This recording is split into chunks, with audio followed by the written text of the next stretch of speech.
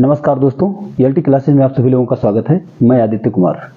हम लोग देखने जा रहे हैं इस सवाल को। इस सवाल में क्या कहा गया है, किसी नियमित बहुभुज के प्रत्येक अंतःकोणों का मान 150 अंश है, तो भुजाओं की संख्या बतानी है। पहली बात तो ये समझना है दोस्तों, बहुभुज क्या होता है। बहुभुज का मतलब है जिसमें तीन भुजा या तीन भुजाओं से अधिक भुजाओं से घिरी हुई जो आकृति होती है उसे ही बहुभुज कहा जाता है।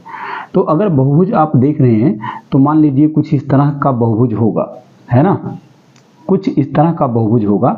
अब इसमें कितनी भुजाएं हैं, इसमें तो आप गिन सकते हैं 1 2 3 4 5 6 7 8 इस तरह से गिन सकते हैं, है ना। लेकिन अगर पता नहीं हो, इसमें पता ही नहीं है भुजाओं की संख्या कितनी है, आपको बताना है, ठीक है।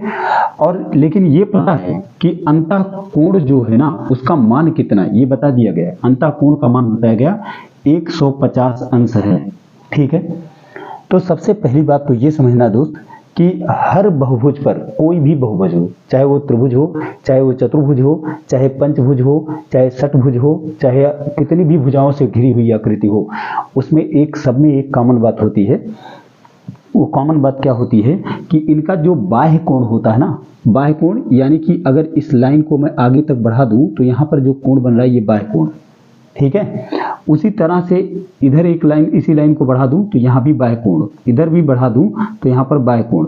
ये जितने भी बाह्य कोण होंगे, सारे बाह्य कोणों का योग कितना होगा, हमेशा 360 अंश ही होगा। चाहे वो त्रिभुज हो, चाहे चतुर्भुज हो, चाहे 5 भुजाओं से घिरी हुई आकृति हो, चाहे 50,000 भुजाओं से घिरी हुई आकृति हो, कितनी भी भुजाएं हों, जो बाह्य कोणों का योग होगा वो 360 अंश ही होगा, ठीक है। अब एक बात और समझना है, अगर कहीं पर मान लीजिए 3 भुजाओं से घिरी हुई आकृति है तो वो त्रिभुज बनेगा, है ना। इसमें कोण कितने होंगे, 1 2 3, 3 कोण हैं। और भुजाएं कितनी हैं, 1 2 3, 3 भुजाएं भी हैं। जितने कोण उतनी भुजाएं, यही हुआ। अच्छा, चतुर्भुज है तो क्या होगा, 4 कोण होगा, 4 कोण है और भुजाएं 4 हैं, यानी कि जितने कोण है उतनी ही भुजाएं। अगर पंचभुज हो तो क्या होगा, पंचभुज हो तो जितने कोण हैं, यहाँ पर देखो 1 2 3 4 5 कोण हैं और 5 भुजाएं भी हैं, यानी कि किसी भी बहुभुज में जितने कोण होते हैं उतनी ही भुजाएं होती हैं, ठीक है।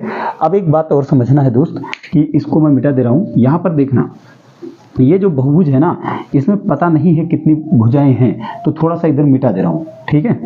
हमें एक बात तो पता ही है कि अंतःकोण 1 का मान कितना है, 150 अंश, और सारे बाह्य कोणों का मान जो है वो 360 होगा। तो यहाँ पर जरा समझना, ये जो लाइन है इसको सीधा बढ़ा दिया गया है।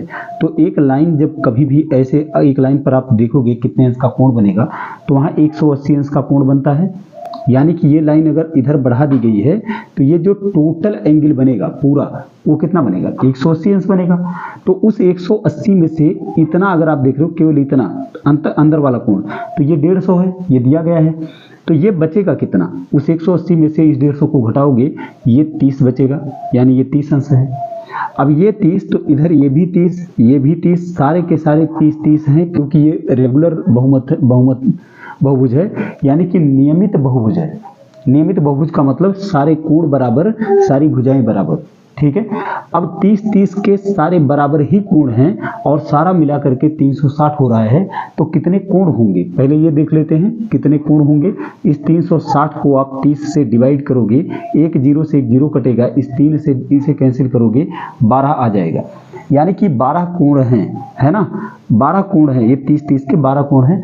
और हम जानते हैं कि जितने कोण होंगे भुजाएं उतनी ही होंगी। तो इसमें पूछा गया है भुजाओं की संख्या, यानी भुजाएं भी 12 ही होंगी। इस क्वेश्चन का आंसर होगा 12। इस क्वेश्चन को समझ गए होंगे आप लोग, मैं उम्मीद करता हूं। इसी के साथ ये वीडियो समाप्त करते हैं। जय हिंद दोस्त।